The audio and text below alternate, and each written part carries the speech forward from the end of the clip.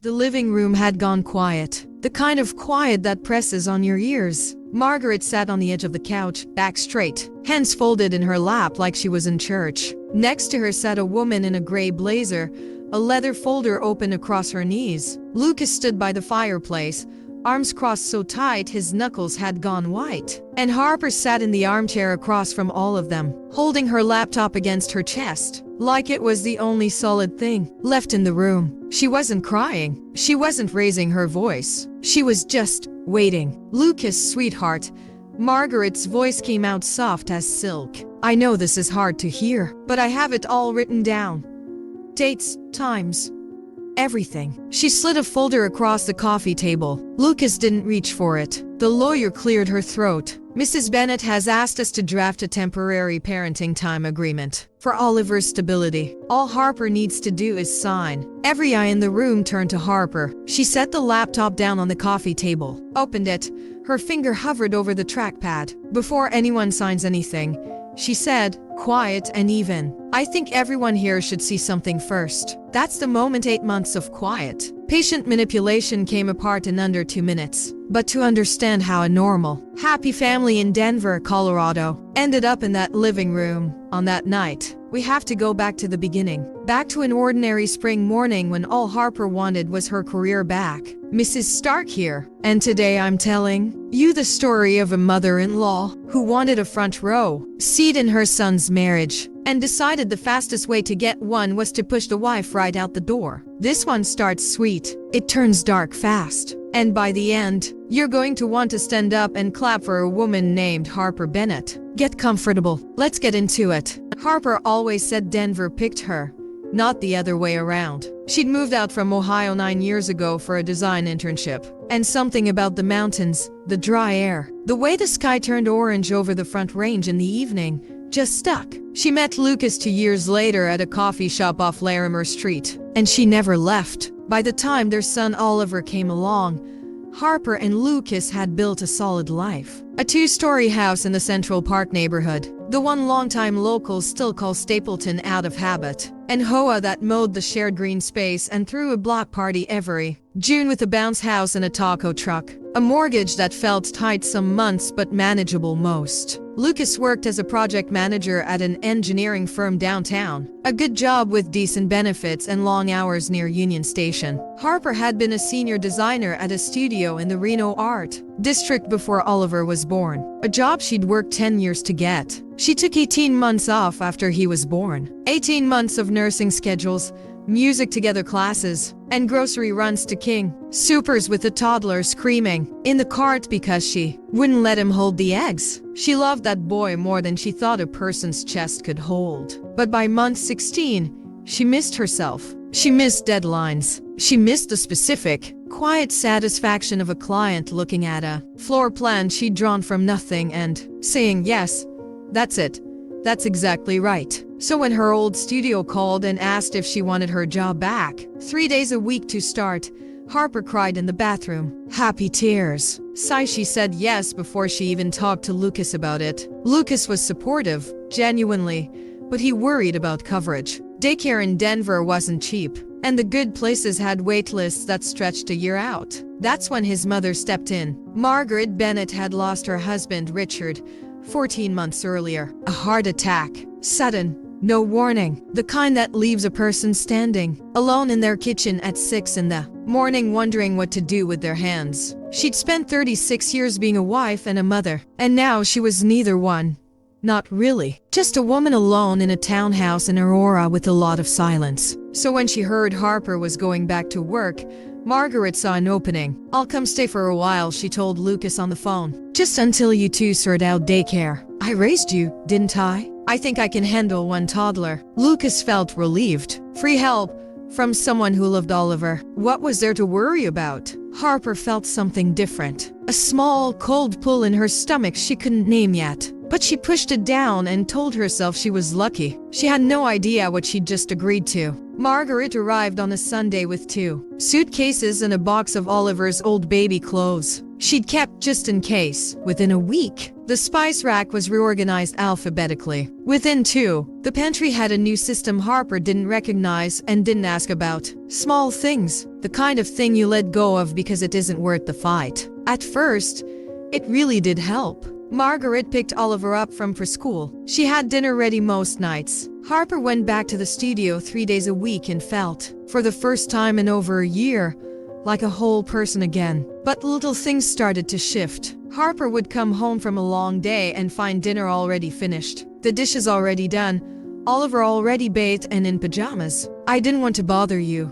You look tired," Margaret would say, smiling. It sounded like kindness. It felt like being erased from her own evening, one task at a time. One night Harper walked in the door and called out, "Hey buddy, I'm home." Oliver didn't look up from his cartoons. "Where's Nana?" Harper stood in the doorway a second too long before she answered. "Pause, Nana's in the kitchen, sweetie." Small, almost nothing, but it landed like a stone in her chest. Margaret's comments to Lucas were never loud, never dramatic. That was the thing about her. She never raised her voice or said anything a person could point to and call cruel. It was always wrapped in concern. "She just seems so tired lately, doesn't she?" Margaret said one evening, watching Harper fall asleep on the couch at 8:30 after a full day. "Working moms have it so hard. I don't know how she does it. I really don't." It sounded like sympathy. It planted a seed. A week later, over dishes, "Has Oliver seemed a little clingy to you?" "With me, I mean." "Not with her." A pause.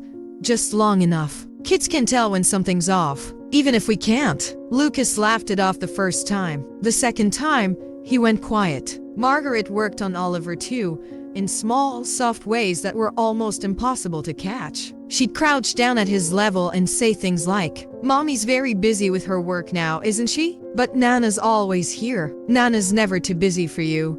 She said it kindly. She said it like comfort. But she said it enough times that a 3-year-old started to believe it. At the neighborhood block party that June, a neighbor asked Harper how the transition back to work was going. Before Harper could answer, Margaret jumped in. "Oh, it's been an adjustment for everyone. Harper's doing her best."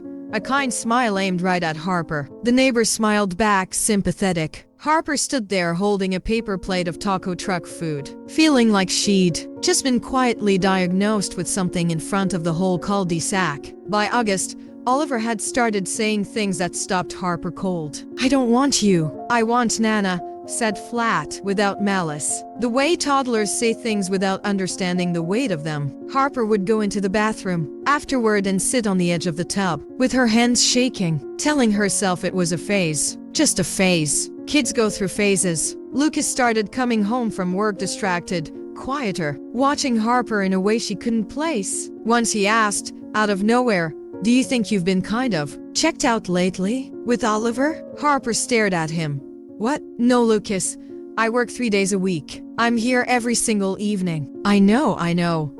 He rubbed his eyes. "Forget I said anything." But he didn't forget. And neither did she. It happened on an ordinary Tuesday in September. Harper was clearing out a hallway dresser to make more closet space. Mostly Margaret's things had spread into every corner of the house by then, and she needed somewhere to put winter coats before the first snow hit. She pulled open the bottom drawer expecting old linens. Instead, she found a notebook. Plain, navy blue, the kind you'd grab off a shelf at Target without thinking twice. She almost didn't open it. That's the part she'd think about later. How close she came to just sliding the drawer shut and never knowing. But she opened it. The handwriting was Margaret's, careful and looping. The first few pages were nothing. Grocery lists, a doctor's appointment, a recipe for green chili. Harper almost closed it right there. Then she turned another page. "Lucas doesn't see it yet, but he will. I just need to keep track." Every time she snaps at Oliver because she's tired from work. Every time she's late. Every time she forgets something small. Judges like patterns. If there's a pattern,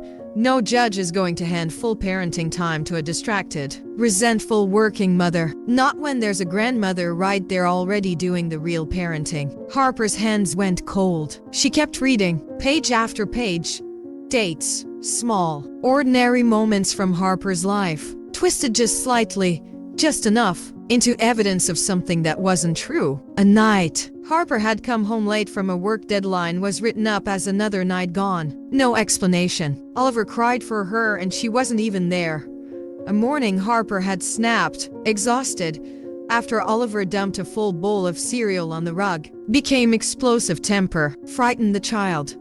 This cannot continue. And near the back, in handwriting pressed hard enough to nearly tear the page. Once there's enough written down, I'll talk to Lucas properly. He needs to see this happening slowly, in his own time, so it feels like his idea and not mine. By the time she realizes what's happening, it will already be done. Harper sat down right there on the hallway floor, notebook open in her lap, hands shaking so hard the pages fluttered. She thought about every strange small comment over the past 8 months. The dinner's finished before she got home. Oliver's new habit of asking for Nana, Lucas's odd, distracted question about whether she'd checked out. None of it had been random. None of it had been an accident. It had all been building toward this, toward a version of Harper that didn't exist. Written carefully enough, patiently enough, that it might as well have been true by the time anyone else read it. She closed the notebook, sat in the quiet hallway for a long time, just breathing. Then, slowly,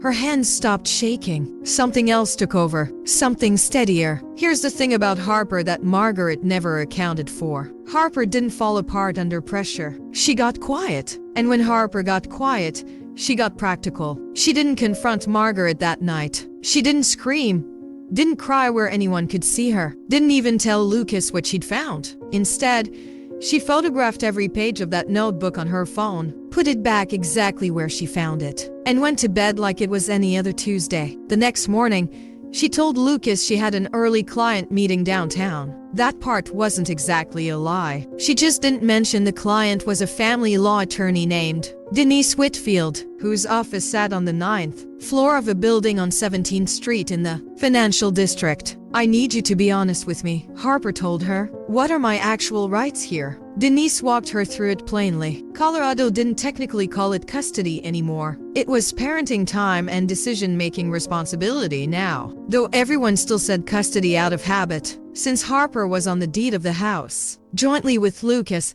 she had every right to be in that home and every right to protect herself and her son inside it. If you want to document what's actually happening in that house, Denise said, you're allowed to install cameras in shared spaces. Kitchen, living room, hallway. You own that home. But keep it video only, no audio. Colorado's strict about recording conversations without consent, even in your own house. And nothing in bedrooms or bathrooms. Anywhere someone has a real expectation of privacy is off limits. Harper nodded slowly. And if I get it? Real proof of what's happening. Denise leaned forward. Then we build a case with a court instead of letting your mother-in-law build a fake one against you. That weekend, while Margaret took Oliver to the REI flagship store downtown to look at the fish tank they kept near the entrance, Harper installed 3 small cameras, one angled toward the kitchen table, one toward the living room couch, where most of the bedtime routines happened, one in the hallway near Oliver's door, catching the doorway but nothing inside the room itself. Then she went back to her normal life, or what looked like her normal life. She smiled at dinner. She thanked Margaret for cooking. She let the comments about being tired roll past her like they always had. Underneath, though,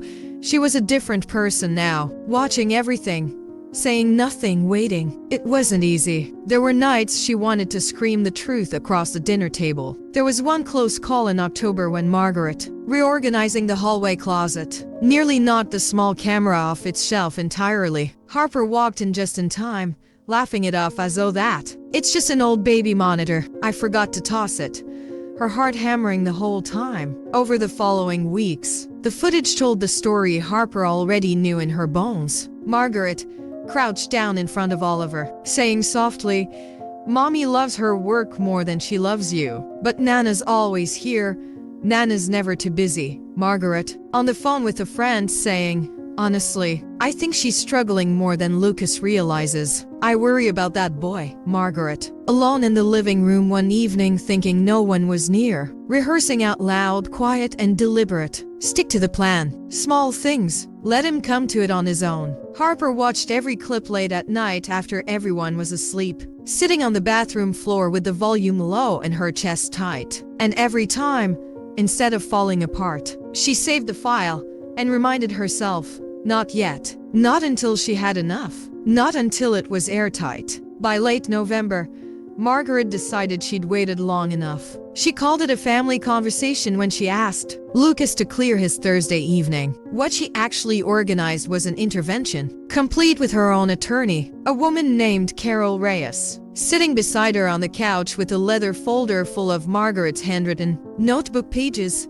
typed up now, formatted like evidence. Lucas had no idea what was coming. Harper didn't either. Not the exact shape of it, though she'd known for weeks that Margaret was building towards something. The four of them sat in that living room. Carol Reyes laid it out calmly, professionally, the way lawyers do. A documented pattern of neglect and emotional volatility, concerns for the child's stability and well-being, a recommendation that Harper voluntarily agreed to a temporary parenting time reduction, just until things settled, while Margaret continued as primary caregiver alongside Lucas. Lucas sat there with his jaw tight, flipping through pages that described a wife he didn't fully recognize. 8 months of small doubts carefully planted, were doing exactly what they were built to do. He looked at Harper, and for one terrible second, Harper saw real uncertainty in his eyes. Not hatred, not even anger, just confusion, and underneath it, hurt. Lucas, sweetheart, Margaret said gently, I didn't want it to come to this. I love you. I love that little boy more than my own life. I just couldn't watch and say nothing. Harper felt her hands wanting to shake. She didn't let them. Before anyone signs anything, she said quietly, I think everyone here should see something first. She reached down and picked up her laptop. She opened it slowly. First, photographs of the notebook pages, one after another, Margaret's own handwriting, laid out on the screen for everyone in the room to read for themselves. I just need to keep track. Judges like patterns. By the time she realizes what's happening, it will already be done. The room went silent in a way it hadn't been silent before. Carol Reyes leaned forward, reading, her professional expression starting to shift. Then Harper played the footage. Margaret, crouched by Oliver. Mommy loves her work more than she loves you. But Nana's always here. Margaret on the phone. Honestly, I think she's struggling more than Lucas realizes. Margaret alone, rehearsing to an empty room. Stick to the plan. Small things. Let him come to it on his own. Lucas sat completely still. His face had gone pale. He watched his mother on the screen, coaching his son to pull away from his wife. And something in him broke open. Mom. His voice came out cracked, barely above a whisper. What is this? Margaret opened her mouth. Nothing came out at first. Her carefully composed expression cracked, just slightly, and underneath it Harper saw something that looked almost like relief. The exhausting effort of 8 months of performance finally collapsing. Margaret started. I just didn't want to lose you both. Not after your father. I couldn't just sit in that house alone and watch my whole life disappear. It wasn't an excuse. Nobody in that room treated it like one. But it was, for the first time in the whole story, the truth. Carol Reyes closed her folder slowly. Mrs. Bennett, she said, careful and even, I need to step back from this matter.